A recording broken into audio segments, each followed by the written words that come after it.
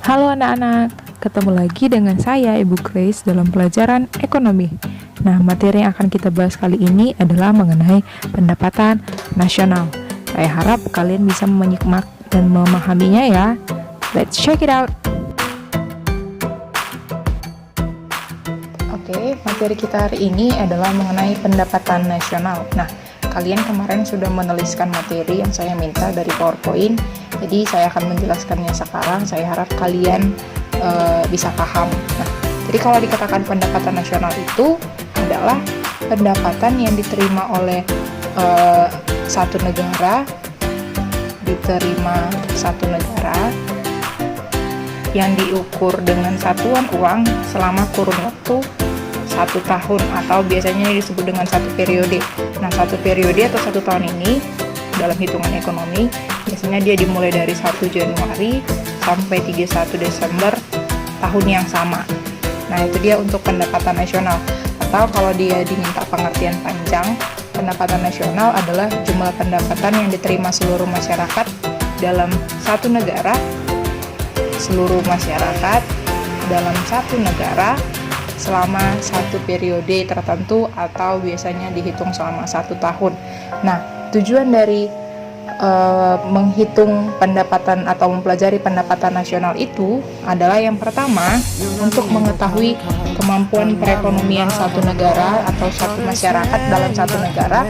Kemudian yang kedua, untuk memperoleh taksiran tentang nilai jual atau nilai dari barang dan jasa selama 1 tahun tertentu.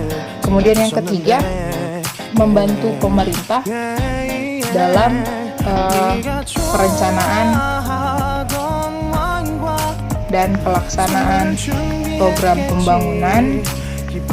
Dan yang terakhir, seperti yang sudah kalian catat, tujuan yang terakhir itu adalah mengkaji dan mengendalikan faktor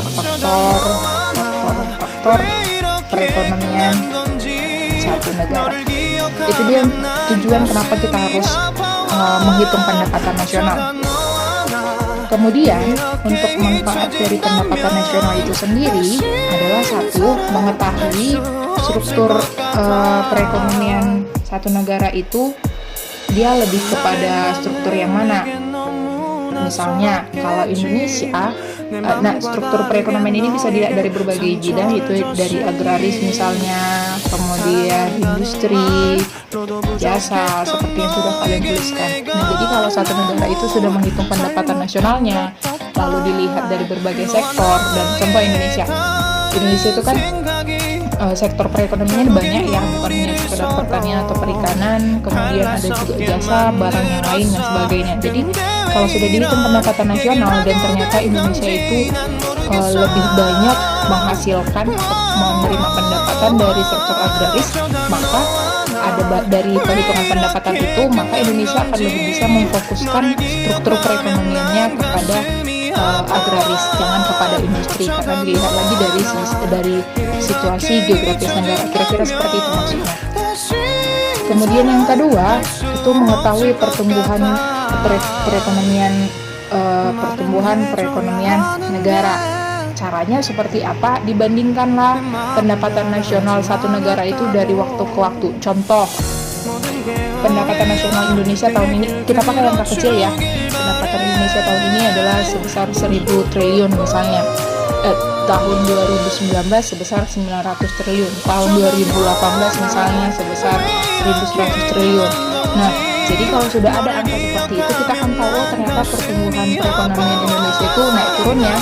2018 dia 1.100, 2019 dia 900, dan 2020 yang masih berjalan setengah tahun ternyata sudah 1.000 triliun gitu. Ini hanya sekedar contoh. Nah, itu dia maksudnya pertumbuhan perekonomian satu negara. Dan yang ketiga, kita bisa membandingkan perekonomian antar daerah. Dari mana dapatnya? Karena nanti kan setiap daerah akan berkontribusi dalam menghasilkan. Nah, jadi itu yang akan dihitung dalam pendapatan nasional. Jadi akan kita lihat bagaimana setiap daerah dia fokus daerahnya itu kepada sektor apa. Kira-kira seperti itu dia untuk tujuan dan manfaat mempelajari pendapatan nasional untuk yang ketiga. Yang keempat, dijadikan dasar perbandingan. Kalau tadi dia perbandingan perekonomian satu negara selama 1 tahun, bukan selama 1 tahun, perbandingan perekonomian negara selama kurun waktu berapa tahun. Nah, ini perbandingannya satu negara dengan negara lain. Contoh, Indonesia dengan, kita katakanlah Malaysia, atau Indonesia dengan Singapura sebagai negara-negara terdekat. Jadi dasar perbandingan kita melihat pertumbuhan perekonomian dari mana? Pendapatan nasional. Dan yang terakhir, manfaatnya adalah dengan pendapatan nasional ini akan membantu pemerintah dalam mengambil kebijakan. Kebijakan di bidang mana? Tentunya kebijakan di bidang perekonomian. Itu dia tujuan dan manfaat pendapatan nasional. Nah, perhitungan pendapatan nasional itu ada tiga perhitungan pendapatan nasional. Kalian perhatikan lagi bukunya mengenai perhitungan pendapatan nasional. Ada dia namanya pendekatan produksi. Kalau dikatakan pendekatan produksi, berarti fokus utamanya ini adalah seluruh barang jadi dan jasa yang dihasilkan satu negara dalam periode tertentu. Nah, jadi yang mau kita lihat dalam produksi ini adalah semua nilai tambah. Kata kunci menghitungnya adalah nilai tambah dari semua barang dan jasa ini tadi. Oke, nilai tambah dari semua barang dan jasa. Nah, cara menghitungnya gimana? Rumusnya ini gampang. Untuk yang produksi, tinggal kita menjumlahkan seluruh nilai tambah dari semua barang dan jasa yang diproduksi masyarakat di dalam negeri dari berbagai macam lapangan usaha. Coba kalian perhatikan lagi bukunya. Kemarin itu kan sudah ada saya suruh kalian catat ini sampai ke halaman 10, jadi pasti sudah ada itu di dalam bukunya. Nah, rumusnya itu kalau kita bikin dalam rumus matematika adalah sigma P dikali Q, atau rumus panjangnya P1 dikalikan dengan Q1 tambah P2 kalikan dengan Q2. Ini untuk pendekatan produksi. Kalau bahasa matematikanya pendapatan nasional itu adalah Y. Oke. Nah, jadi apa itu P1 Q1? P1 berarti harga barang yang pertama. Ini adalah jumlahnya. Ini harga barang yang kedua. Ini adalah jumlah barang yang kedua. Begitu seterusnya. Sudah. Nah, beberapa lapangan usaha yang bisa dihitung dengan pendekatan produksi itu sudah ada kalian catat. Itu ada 11. Ada yang pertanian, kemudian pertambangan, industri pengolahan, listrik, gas dan air minum, dan lain sebagainya. Itu ada 11. Silahkan kalian tuliskan di kolom komentar di bawah ini. Oke. Nah, kita ke yang kedua. Nanti kita akan membahas contoh soalnya sekaligus ya. Yang kedua itu ada pendekatan pengeluaran.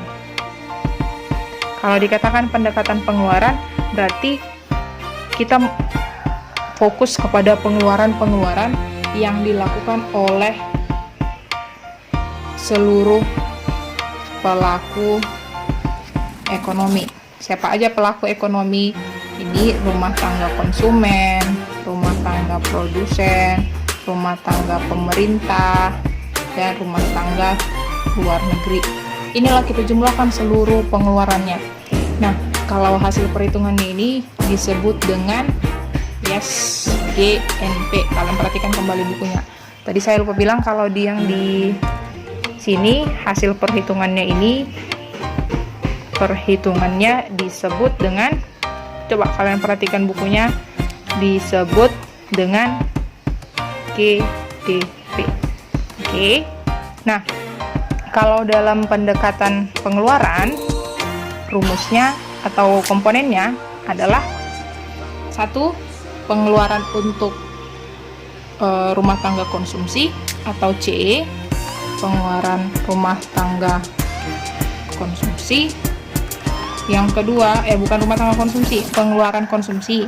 Kemudian yang kedua itu ada pengeluaran investasi.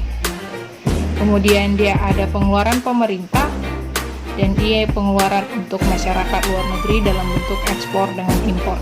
Maka rumus untuk menghitung pendapatan nasional dengan pendekatan pengeluaran adalah Y sama dengan C tambah I tambah G tambah ekspor neto atau hasil dari ekspor kurang impor.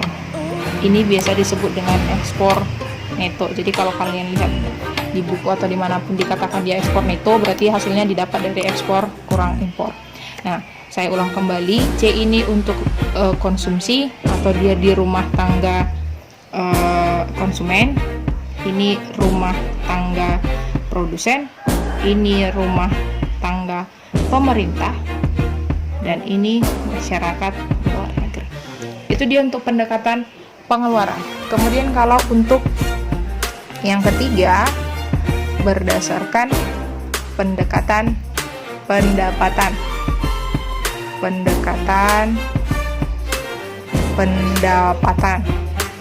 Nah, fokus utamanya ini adalah pendapatan yang dimiliki oleh atau yang disumbangkan kepada rumah tangga produsen. Kalian lihat kembali bukunya. Nah, apa aja komponen yang ada di dalamnya ini? Komponennya ialah R itu untuk sewa, I itu untuk bunga, W itu untuk upah tenaga kerja, dan P itu adalah laba usaha. Ini kan sumber pendapatan semua, maka rumus untuk mencari pendapatan nasional dengan pendekatan pendapatan adalah Y sama dengan R tambah I tambah W tambah P. Jadi cara mengingatnya gampang. Kalau untuk pendekatan produksi berarti kalian hanya menjumlahkan semua nilai tambah dari setiap barang dan jasa. Kalau untuk pendekatan pengeluaran, kalian menjumlahkan semua pengeluaran dari pelaku ekonomi. Pelaku ekonomi siapa aja? Ya, rumah tangga konsumen, rumah tangga produsen, rumah tangga pemerintah, dan ekspor impor. Ini dia rumusnya. Dan yang terakhir itu untuk pendekatan pendapatan, kalian hanya perlu menambahkan semua pendapatan, yaitu sewa, bunga, upah tenaga kerja, laba usaha. Maka rumus untuk pendapatan adalah ini. Oke, saya harap kalian sudah paham itu. Maka kita akan masuk ke contoh soal. Oke, kita lihat contoh soalnya untuk pendekatan produksi yang pertama. Nah, ini untuk pendekatan produksi, intinya adalah menjumlahkan semua nilai tambah. Nilai tambah ini dapatnya dari mana? Selisih antara nilai output dan nilai input ini. Ini contoh soalnya. Ini adalah data dari beberapa sektor di salah satu negara, lengkap dengan nilai output dan nilai input. Maka kalau ditanya berapakah pendapatan nasionalnya, maka kita tinggal menambahkan semua nilai tambah. Nilai tambah tadi cara mencarinya adalah selisih antara nilai output dengan nilai input. Maka kita cari pertama nilai tambahnya untuk sektor pertanian.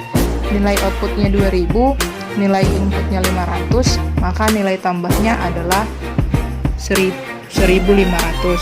Kemudian untuk perdagangan, nilai outputnya 3000, nilai inputnya 1000, maka nilai tambahnya adalah 2000. Kemudian untuk industri tekstil, nilai outputnya 2500, nilai inputnya 1000, maka nilai tambahnya adalah 1500. Kemudian untuk pabrik tahu, nilai outputnya 2250, nilai inputnya 1500, maka nilai outputnya adalah 750. Nilai output untuk farmasi 2500, nilai inputnya 1200, maka nilai tambahnya adalah 1300. Nah, untuk mencari pendapatan nasionalnya ini tadi dengan pendekatan produksi, maka tinggal tambahkan semua nilai tambah. Maka hasilnya adalah, silahkan kalian cari, tuliskan, dan komen di bawah. Oke, itu dia untuk pendekatan produksi. Saya rasa kalian harus paham, sudah paham. untuk soal kedua mengenai perhitungan pendapatan nasional dengan pendekatan pengeluaran dan pendapatan. Nah, ini adalah data di negara kita untuk tahun X, data untuk menghitung pendapatan nasional, tapi ini angka kecil yang kita hitung dalam miliar rupiah. Untuk investasi, dia nilainya 1.500, ekspor 1.000, laba 2.000, konsumsi rumah tangga 4.000, upah 2.000, sewa 1.500, bunga 3.500, impor dia 500, dan pengeluaran pemerintah 2.000. Maka kalau ditanya yang pertama, menghitung pendapatan nasional dengan pendekatan pengeluaran, maka ingat konsep yang tadi saya bilang, kalau pengeluaran itu berarti kita hanya menjumlahkan seluruh komponen-komponen pengeluaran. Maka untuk bisa mengerjakan ini harus kita kelompokkan ke dalam komponen dari masing-masing, kemana dia termasuk, apakah dia termasuk komponen pengeluaran ataupun komponen pendapatan. Kita pisahkan. Ini yang pertama, investasi. Investasi itu termasuk komponen dalam perhitungan pendapatan nasional yang mana? Pendekatan pengeluaran atau pendapatan. Investasi termasuk komponen dalam perhitungan pendekatan pengeluaran.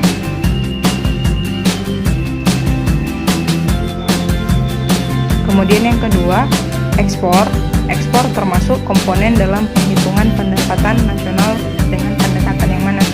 Pengeluaran atau pendapatan? Pengeluaran. Kemudian ini laba termasuk ke dalam komponen pendapatan. Kemudian dia konsumsi rumah tangga termasuk dalam komponen pengeluaran. Kemudian dia upah termasuk komponen pendapatan. Nanti kalian baca pelan-pelan ini ya. Kemudian untuk sewa dia termasuk komponen pendapatan. Bunga dia termasuk komponen pendapatan. Impor dia termasuk komponen pengeluaran. Dan pengeluaran pemerintah termasuk komponen pengeluaran. Maka kita sudah bisa langsung melakukan perhitungan untuk pendapatan nasional dengan metode pengeluaran. Berarti kita disuruh menjumlahkan semua komponen-komponen pengeluaran. Dari mana aja komponen pengeluarannya? Semua pengeluaran yang dilakukan oleh pelaku ekonomi, yaitu konsumsi untuk rumah tangga konsumen, investasi untuk rumah tangga produsen, pengeluaran pemerintah, dan pengeluaran masyarakat luar negeri, yaitu ekspor dan impor. Tapi ingat, ini adalah ekspor neto. Cara mencari ekspor neto adalah dengan mengurangkan ekspor dikurangkan impor. Maka kita tinggal masukkan angka. Konsumsi rumah tangga 4.000 ditambah investasi berapa tadi? 1.500 ditambah pengeluaran pemerintah 2.000 dan ditambah dengan ekspor neto. Cara mencarinya ekspor kurang impor. Ekspor neto dia 1.000 kurangkan dengan impor 500. Maka hasilnya adalah, ini kalau main hitung panjang lagi ke bawah, ini 2.000 ya, 2.000, ekspor netonya adalah 500. Maka hasil akhirnya ini adalah berapa? 4.000 tambah 1.500 tambah 2.000 adalah 8.000. Maka pendapatan nasional negara Indonesia untuk tahun X dengan pendekatan pengeluaran adalah 8.000. Sekarang kita lihat kalau dia dengan pendekatan perhitungan pendapatan nasional dengan pendekatan pendapatan. Sama seperti yang tadi, kita tinggal menjumlahkan semua komponen pendapatan. Kita tadi sini sudah cari komponen pendapatan apa aja, maka kita tinggal jumlahkan. Y sama dengan apa tadi rumusnya? R tambah V tambah I tambah P. R itu untuk laba, upah, R itu untuk upah, W itu untuk sewa, I itu untuk bunga, dan P itu untuk laba. Maka kita tinggal menjumlahkan upahnya tadi ini 2.000 tambah sewa 1.500 tambah bunga 3.500 tambah laba 2.000. Maka jumlah keseluruhan untuk pendapatan nasional dengan pendekatan pendapatan adalah, coba kalian hitung, 2.000 tambah 1.500 tambah 3.500 tambah 2.000. Berapa? 9. Itu dia contoh soal dalam menghitung pendapatan nasional dengan 3 metode pendapatan nasional, dia dengan metode produksi, metode pengeluaran atau pendekatan pengeluaran, dan metode pendapatan atau pendekatan pendapatan. Saya harap kalian sudah paham, maka saya akan memberikan soal latihan untuk kalian. Thank you.